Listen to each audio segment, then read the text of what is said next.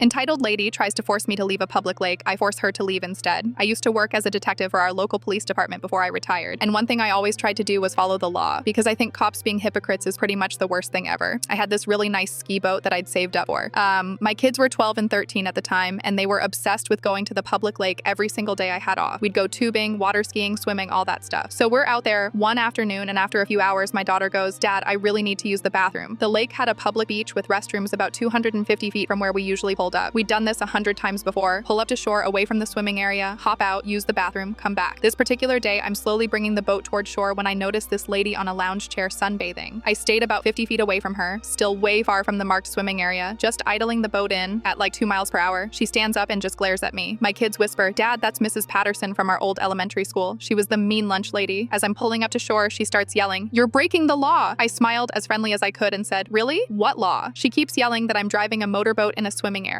I pointed at the marked swimming zone way down the beach and go, "You mean that swimming area over there?" She goes, "Yes." I told her I never got close to it and that this was as close as I got. But she wasn't having it. She starts going off about how the law says boats can't pull up to any shore, like any shore at all, which made zero sense because how else do you get in and out of a boat? Swim? Then she pulls out her phone and goes, "I'm calling my son. He's a deputy and he's going to get you in so much trouble." At this point, I'm kind of enjoying myself because I figured her son would just tell her she was wrong. I stood there watching as she calls someone and reads off my boat's hull number. That's like a license plate for boats. Then she gets this huge smirk on her face and goes, "My son is going to order you from the lake right now." And then she says my full name, my entire legal name that's not written anywhere on my boat. She hands me the phone. Now, what just happened is actually a crime, a serious one. In our state, it's called a lay-in violation. Basically, if a cop uses the police computer to look up someone's personal info for non-police reasons, that's illegal, like really illegal. Cops get charged with this all the time. Every single officer knows this. So I take the phone and immediately say, "Who is this?" I hear, "This is Deputy Martin with the county sheriff's office," and I cut him off. "Deputy Martin, do you know what a lay-in violation is?" Complete silence. "Deputy Martin," I say, using his full name. "Are you still there?" He goes, "Yes." So I say it again. "Deputy Martin, do you know what a lay-in violation is?" He starts stammering something about boat hull numbers and public records. I go, "Nope, that's not what a lay-in violation is. Since you don't know, do I need to explain it to your supervisor?" More silence. I tell him, "Here's what's going to happen. I'm going to hand this phone back to your mother. Then you're going to tell your mother to leave this beach right now, and we can all forget this ever happened. Understood?" Long pause. Then he does this big exhale and goes, "Yeah, okay." I hand the phone back to Mrs. Patterson. She whispers into it for a few seconds, then snaps it shut. Without looking at anyone, she packs up all her stuff and leaves. I thought about reporting him anyway, but technically I was the victim, and I didn't really feel victimized, so I let it go. Only saw Mrs. Patterson at the beach one other time. The second she spotted me pulling up with my boat, she grabbed her stuff and left.